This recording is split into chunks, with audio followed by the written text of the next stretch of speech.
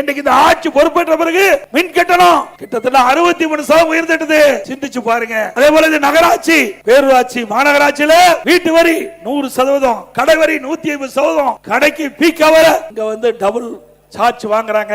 இப்படி இந்த சாதாரண மக்கள் இருந்து அத்தனை மக்களும் மின் கட்டணத்தால பாய்ச்சிருக்காங்க, வீட்டு வரியால பாய்ச்சிருக்காங்க. இப்படிப்பட்ட ஆட்சி தொடர வேண்டுமா?